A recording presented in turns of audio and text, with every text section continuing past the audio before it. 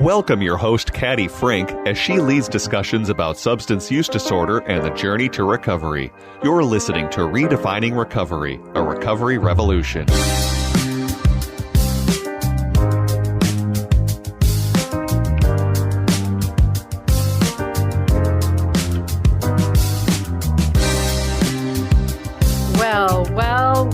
Well, good morning. We are recording on a Friday morning, and as you may have guessed by now, this is not Caddy. Good morning, everyone. This is Cynthia Mungia, the Executive Director at Minnesota Recovery Connection, and today I have the privilege, the fun of being able to host this morning's recording for this week's session. And in front of me, I have none other than our extravagant, fabulous, absolutely adorable Dr. Edward Hovelman. And he just does not like to be called Dr. Hovelman. But good morning, Sir Eddie. How are you? Thank you very much, Cynthia. My name is Edward Hovelman. I don't use my doctorate to be in front of the radio or on public, but it's there. Yeah. I am the director Bilingual program in Spanish, sponsored by Minnesota Recovery Connection, and I'm glad to be here today. And thank you, Eddie, for when I was asked to be able to do this program today, to host the radio show today, I had to sit there for a minute and wonder, and I asked, who has a message for us this week? And I really had to sit on that because there were so many other things that were happening in the community during the week that really struck some very powerful chords in what we're experiencing in the Twin Cities this week and over the past weekend, but also with some programming that is happening with Minnesota Recovery Connection and the recovery area in the recovery field. And I had an opportunity to meet with Dakota County and do a video recording to address some questions that we're going to talk about today regarding substance use disorders and how it impacts the user, the person, but also the ally, the family member. And we'll unpack those throughout the session. But before we get into that, I want our community, I would love for our community to know a little bit more about Eddie. Who is Eddie, and how did you end up at MRC? What's the story there? And tell us a little bit about the bilingual program, because you give so much. I was talking about you yesterday. You really go above and beyond your level of service as an employee, because you're an employee, but you go above that. You don't just come in as the executive director. I'm looking at our staff. I'm looking at our team, and I'm watching what everybody's doing naturally, right? And you have been just setting a benchmark consistently over the past year that you've been at MRC or more. You've been now more, and there's a lot happening in the community. So tell us about you, who you are, and why. Thank you very much for your kind words to me. But first of all, I am a person who is being in a long-term recovery, more than 20 years. And at some point, I was helping the people alone. Well, in a group of support groups, but being everything by myself. And suddenly I met a person who was asking if I can help the people who are speaking in Spanish, and I say yes, because I know we have a lot of problems with addictions here around the cities, and maybe the people is struggling because They've been isolated, alone in a foreign country, doesn't understand the language, too many barriers, doesn't have insurance, doesn't have sometimes money, house, family. Being alone is a big problem for the people who is desperate, trying to have help from somebody, and nobody's there for these people. And they say, well, we need to help these people. We are here for you. By MRC, Minnesota Recovery Connection, but the people doesn't want to be there because the people doesn't speak it in Spanish. And then somebody told me, could you help the people in Spanish? And I said, yes, I am here now. And that's how you came. That's how you onboarded to MRC.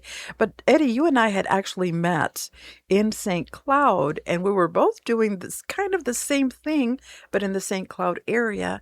And a year went by, maybe even a couple of years went by, and we reconnected here in the Twin Cities.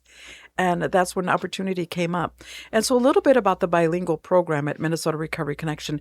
That was started as a dream of mine. So I'm a dual language individual. So I speak Spanish and English. My first language is in English, and my second language is in Spanish, where your first language is in Spanish and your secondary is in English. And so we complement that together very well. But my history was in language access. So really working with a community that didn't speak English, providing services and making their healthcare or their information that they needed accessible to them through the use of interpreters.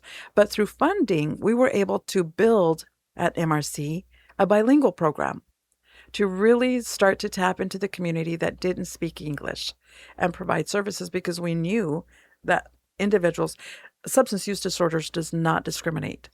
So whether you speak English or not, you have a substance use disorder, their support is needed. And so you came in and you brought all your experience and all your knowledge and your passion, because there's a difference in coming in and working, and then there's the passion for the work that you do. So in the next couple of minutes, tell us why. Well, I love to be there, helping the people, making service. Because at some point, more than 20 years ago, 2 people was there for me. Okay. And they were helping me because I was struggling with addictions. And I was trying to reach help, and feeling alone, feeling miserable, feeling like trying to to get off. And they say, "Hey, we are here for you. If you need our help, we are here for you." And they helped me. They got you through that next step. Yes. They put me in the right way. Yeah. They showed me, they teach me how can I reach my own, had my own paths, had my own way to be out of the addictions and being on recovery. They make that kind, with humor, with love, with compassion. And I learned that. You learned love, compassion, humor, and kindness in your pathway to recovery through those individuals that stepped up and said, here we are. This is how they offered you something, a pathway to recovery. But they brought key ingredients, not just a textbook, not just literature, but the key ingredients there were kindness, love, compassion, humor. Yes. At some point, I want to tell you a little history Okay, and so what we're going to do is I'm going to pause you right there because we are going on a break and then we'll be right back.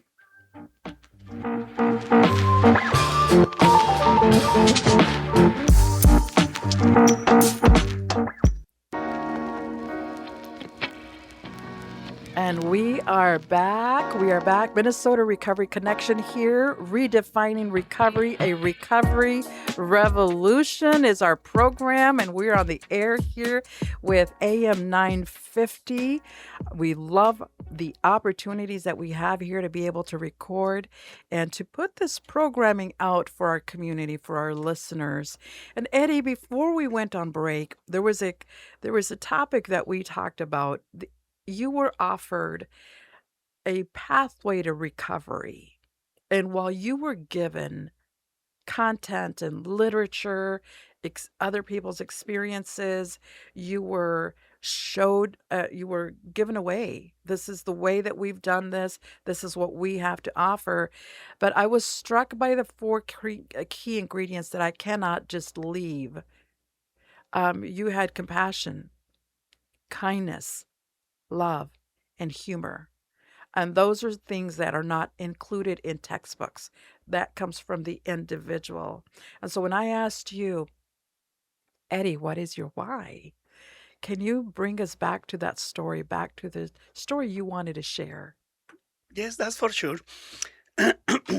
when when I start to be on recovery, uh, these people was trying to be with me the more often and more time, and they were inviting me to visit another places.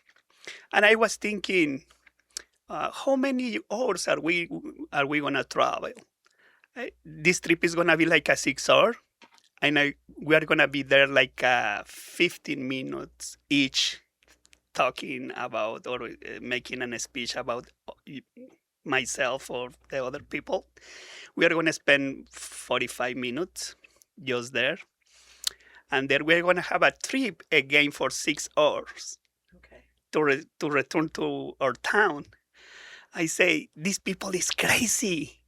We are gonna be there in the microphone just for 15 minutes, and then we need to make a trip for 6 hours. These people is crazy. And then after a few years, I realized the people doesn't matter about the 15 minutes because they want to spend the 6 hours with me. Okay. What's the difference? I was trying to say, oh, I'm gonna help the people with with my speech for 15 minutes, and wasn't wasn't the situation. The real situation is because they were trying to be with me for 6 hours to explain me in very kind with love the pathway like you can have, because they were in my own shoes, in my own situation. They were there and they get out of them, and right now they were teaching me about how can I do that. And that's why I am here making almost the same, something different, but because in my own experience, but sharing with the people the same situation. So, Eddie, when I met you, it was in 2022, St. Cloud, Minnesota. And I was just not shocked, not impressed. I was taken aback how this individual would drive all the way from St. Paul to St. Cloud every Monday for a 1 hour 12-step meeting. And this happened every Monday because I would make sure that the doors were open for you and that I wasn't moving furniture around and causing one of our participants, who happened to be blind at the time, or it still is, but every time I moved the furniture, poor young man, he would trip because he had memorized his way into the meeting room, and then I would go and change everything up on him. And so I learned really quickly not to do that. But that's when I met you. Now we're 2026, and I'm still seeing you and hearing the stories of you driving all over Minnesota.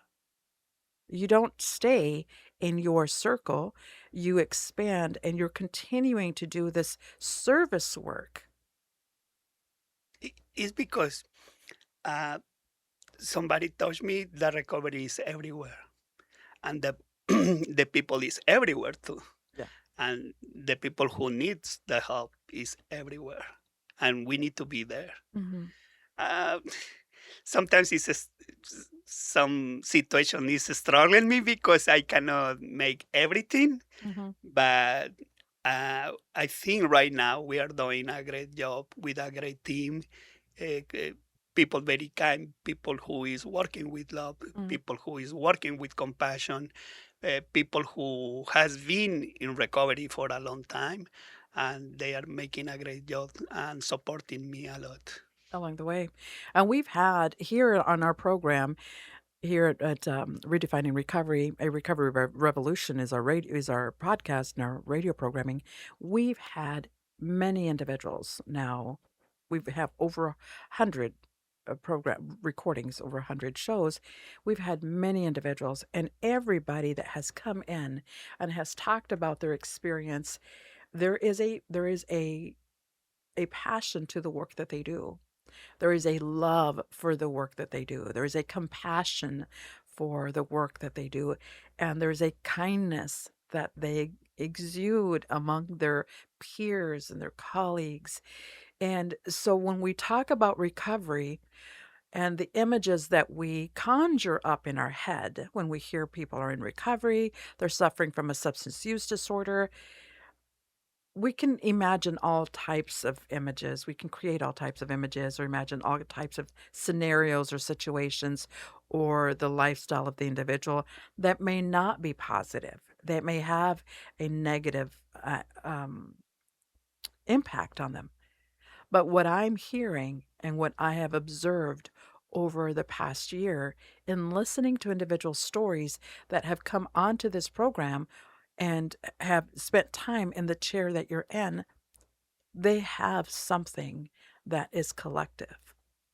And that is that kindness, that compassion, that love, the desire to serve and to give, to want to serve, because we understand as individuals in recovery, we understand where we come from, where we came from, the stories that we shared. We understand that. And so at the beginning of the show, I talked about a program that we did, a recording that we did with Dakota County. And I want to use the next 15 minutes or so. I really wanted to touch on some questions that were asked that were really thought provoking. It made me think about um, the opioid crisis and the individuals that are suffering from an opioid use disorder, really specific to that. You and I have a shared experience with alcohol, but not necessarily a shared experience with opioids. But we know people who do. And so, in this recording or during this time of question and answer, there were some questions that came up that I shared with you before this recording that we really wanted to touch on. Because when I asked my son the very same questions, and I asked my brother these questions, I was not able to hold back some tears when I was recounting or sharing the story that my brother had given me permission to share. And then when I heard the story of my son, who has suffered with a substance use disorder for many years, I was looking at him as a mother. He's my son. I'm looking at him as a mom, mother-son relationship. But during this time of this interview, and when I asked my son the very same question, I had to sit back and sit in the chair of the interviewer and not see him as my son, but see him as another individual suffering from a substance use disorder, and I heard his story for the first time. Eddie, my son is now 39 years old, and his story started when he was 20 with a prescription drug in the military. And that's how he started. It, sometimes it's very difficult to understand others if you are not being there in the same way for any kind of addiction.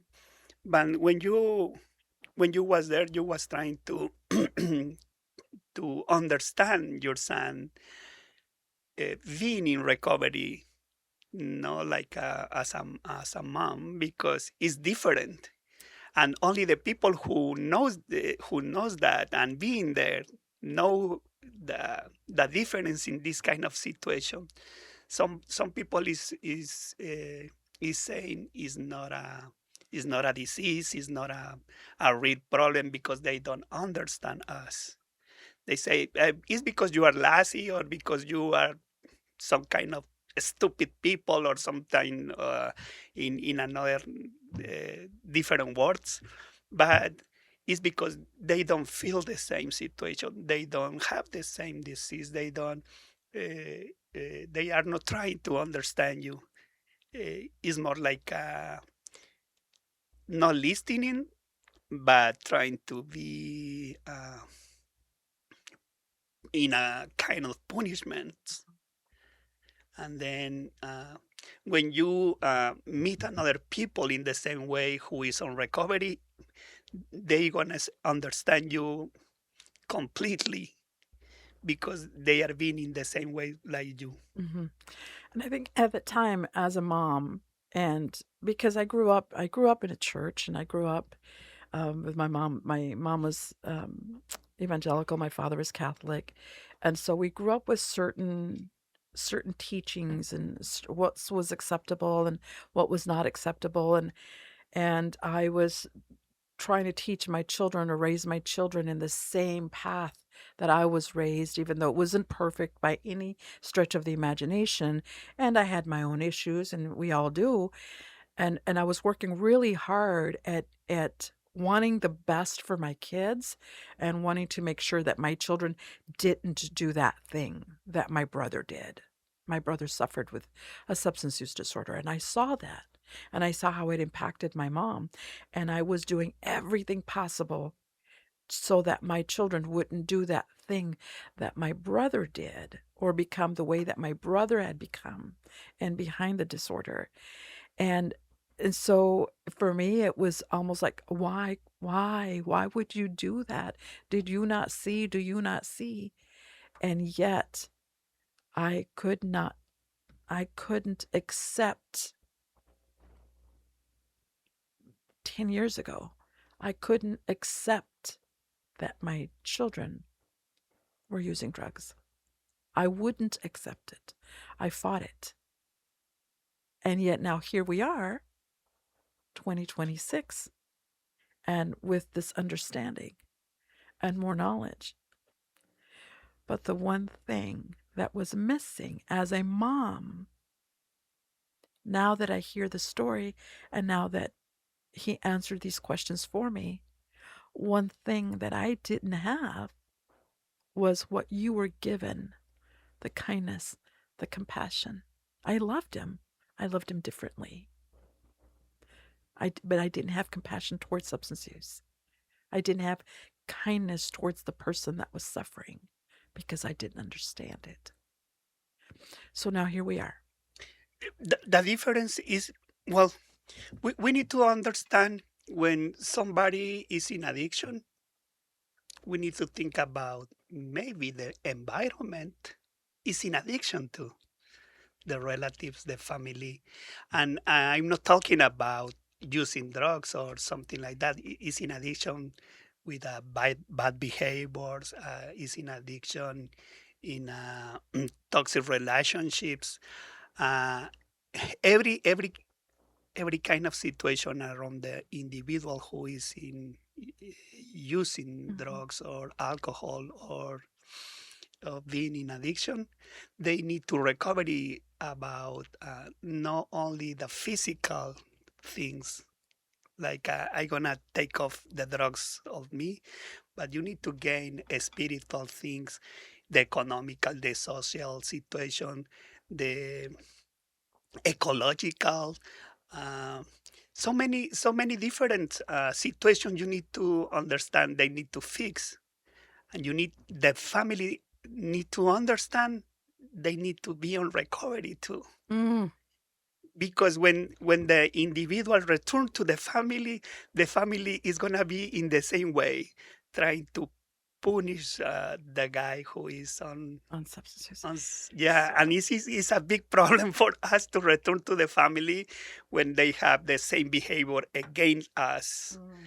and that we need to fix everything around us, and the family need to do the same. So it's not just the person suffering from a substance use disorder that needs to go through recovery. The family, and from my lived experience, I wholeheartedly agree because I had to come into an understanding of that I too was a woman in long-term recovery, but because I kept it hidden and because mine was alcohol, it wasn't so bad. I am very sure somebody was telling you, I know the problem. The guy is who have the problem. I don't have the. Yeah. And they say, I don't need to fix something or anything. He need to fix It's the you. life. Yeah. It's you. And It's always the other yes, person. yes, it's the other person every time. That's the situation, and we need to understand everyone around the person who is on recovery. They need to be on recovery too. So, so I want to share, I want to read one of the questions with you and the response that came in behind that because um, it was so powerful for me. So some of the questions that I asked was one of the questions that I asked was, how did opioids become part of your story? And I have my son's permission to respond to this. He said, it started at 20 in the Marine Corps. It was with a standard prescription, but it turned into a 20-year fight. It drove me to doctor shop, to go to ERs, to shops, to doctors, and take pills anywhere I could find them. So he was going to clinics, he was going to emergency rooms, he was going to doctor's offices, anywhere he could go to get pills where he could find them. The last 5 years were the hardest. From black tar heroin in Alaska to fake perks in Seattle during COVID. I survived multiple overdoses and woke up alone more than once. Oh, forgive me, son. He's 40 now. But now 40, I'm very lucky to be alive. But living with this means I have to be hyper aware of my surroundings every single day because one mistake could end it. I do not have a problem being very honest, transparent. I'm his mom. I have been his mom since 1997 when he came into my life as a 10-year-old. And I did not know this. I knew he had a substance disorder because I would take him. I took him to the emergency room looking for a detox center that would take him. I fought, I cried, I screamed, fought with dad, insisted, begged, ordered, demanded. I did all of those things. And yet I did not know the core of how he came to be at that place. This creates a higher awareness for the family members. When you talk about it's not just the individual that's suffering from a substance use disorder, but it's the family. And you are so right, because if we're talking and we're looking at our stages of change and we're checking and we're informing, oh, and I've heard this, you have to change your faces, your places, and your names, Cynthia. What happens with family? When I'm the mom and I want my son to come home, but I want my son to come home well, but I'm not well because I don't understand that. This just opens the door for more in-depth conversations that we need to be having with our, not just individuals that are suffering from a substance use disorder. For those of us like you, Eddie, we're out working, driving. You drive to St. Cloud, you drive to Long Prairie, Park Rapids, the whole Dakota County area, Northfield. Where don't you go, right? but it's being able to teach this to the family members. And I love, love, love that we have the capacity to do this in English and in Spanish. And so for our listening audience, and the YouTube is available as well, you hear an accent. I hear an accent in your voice. Claro que lo tengo. Porque eres latino, mi hermano. Y gracias por el momento, porque así les puedo decir a las personas que hablan español que tenemos un lugar en donde estamos redefiniendo la historia de la recuperación. Estamos haciendo una recuperación, una revolución para la recuperación aquí en Minnesota Recovery Connection. Estamos para servirte, estamos para ayudarte y vas a tener la ayuda posible en tu propio idioma. And so for the English listening audience in English, we are here at Minnesota Recovery. We are redefining recovery. When we talk about redefining recovery, a recovery revolution, we're revolutionizing recovery. And we're doing this by offering services at Minnesota Recovery Connection in your language, according to your needs. And it's not only in Spanish or in English. We have another people who speak another language. Mhm. And that's good for everyone because everyone needs the help. We are there for these people. And we are there. We're there for the community. So, Eddie, and here over the next couple of minutes, I shared the questions with you. What impacted you about the content? Well, at the first time, I'm going to tell you a little history. Every time I am explaining with, with a little histories. But last week, I went to a group and I was sharing about the opioids. And I was telling a history like I heard like a couple months ago. And I didn't notice the relatives was there. They were hearing me about the history. I didn't say names. I didn't say where or who was the people. Everything for the anonymous thing because I don't want to share the information for anyone. But they understand the history. Say you was talking about my relative. You was talking about my niece, and I say, oh, how come? Because you were telling blah, blah, blah. And we say, well, could be the same history for everyone. Yeah. Because the addiction have the same history, only different Faces. But the artist, I say. Yeah. The actress or, Yeah. well, but was the same. At this point was the same. Mhm. The same person. But I was talking with the participant couple months ago. Mhm. And then I was sharing the history in front of the relatives without knowing about that. Okay. And they say, oh, what is the impact in this situation? They was trying to reach the help without knowing where. Okay.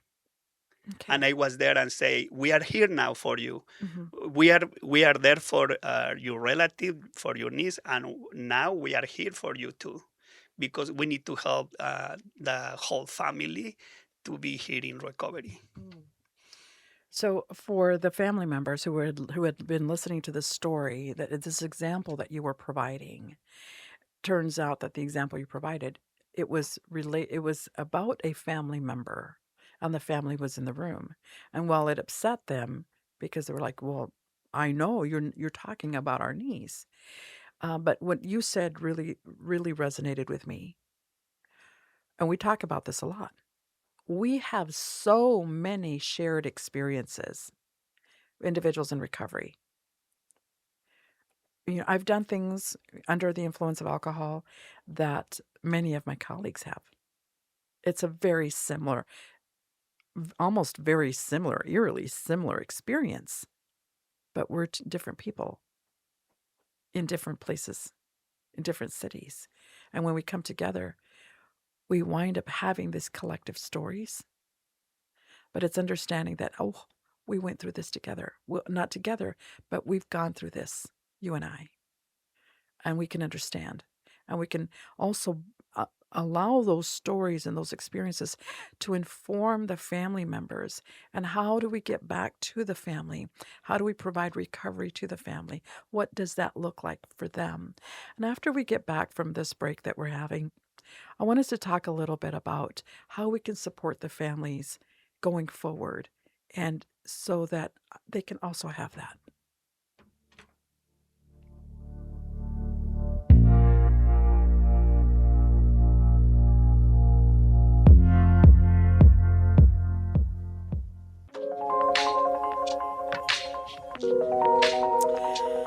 I always love this little jazzy bit here. So Cynthia Magallanes. Whoa! Where have I been? I have not been in Magallanes for some time now. Cynthia Mungia here with Minnesota Recovery Connection.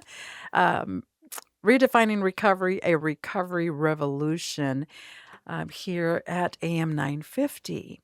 And we just had a powerful, really engaging conversation before our break about experiences that we've had, stories that were shared, questions that were asked, and all of that came from a tough weekend that we've had here in the Twin Cities, plus also a pre-recording that we did through Dakota County. The questions were so pivotal for me as a mom, because I have a son and also a sister, because my brother also suffered from an opioid use disorder. And so now we're here, Eddie, and we left off talking about how families, it's not just the individual that's suffering from a substance use disorder that goes through recovery, but if the family doesn't go through a recovery of sorts, that loved one has to come back to family.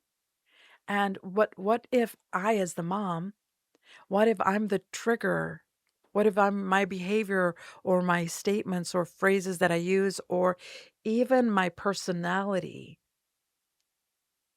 happens to trigger my son? And that's correct, because sometimes, sometimes it's the people is suffering about the behavior of the family and struggling with the behaviors. Yes, that's correct. But we need to understand, fears are all as a family member. You are not guilty.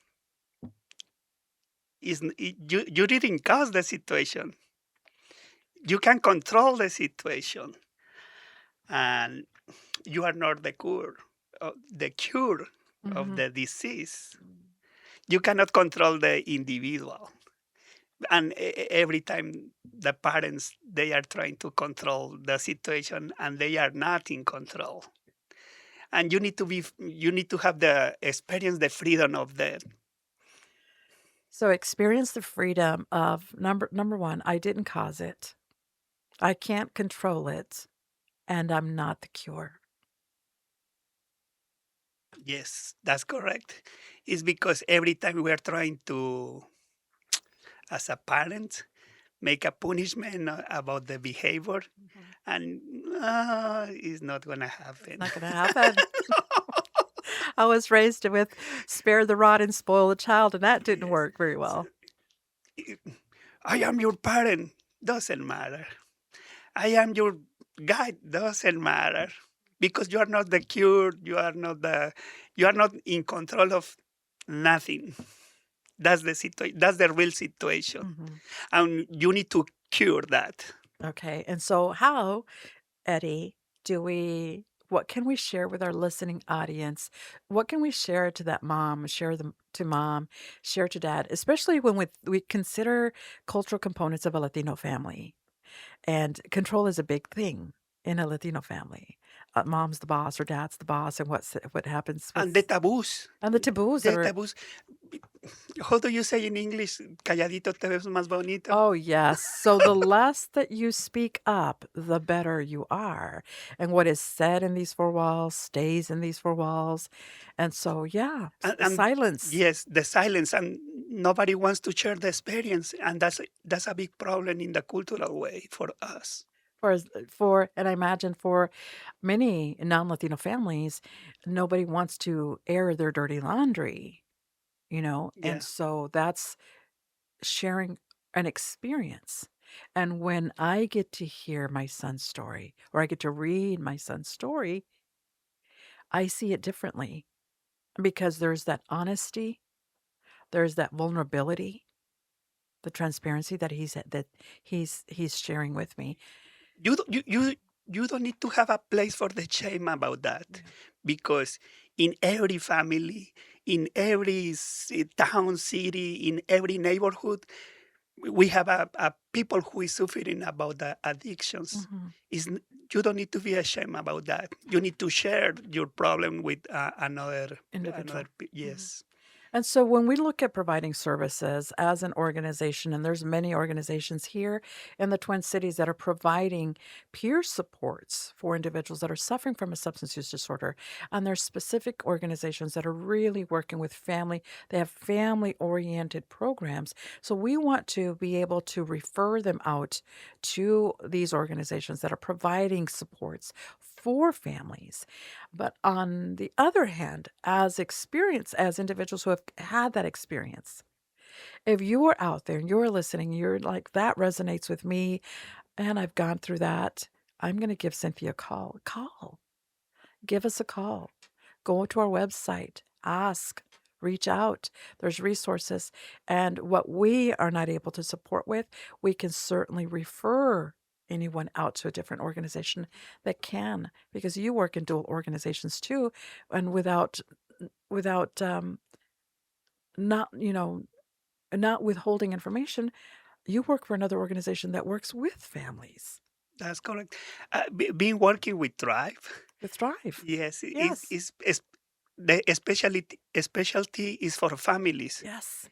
Si me estás escuchando en español, tenemos una ayuda para ti especial en Tribe, porque ahí ayudamos a las personas, ayudamos también a que se curen las personas, los familiares de alguien que tiene una adicción, Mhm. para que lo entiendas también tú con amor, lo puedas ayudar con compasión, para que tu vida sea en paz, no en un caos total dentro de tu familia. Y lo mismo hacemos en Minnesota Recovery Connection con los individuos, con nuestros participantes, con nuestros amigos, con nuestros hermanos de dolor, para que nos entiendan que estamos ahí. I love it, Eddie. I love that you're able to do that in both languages.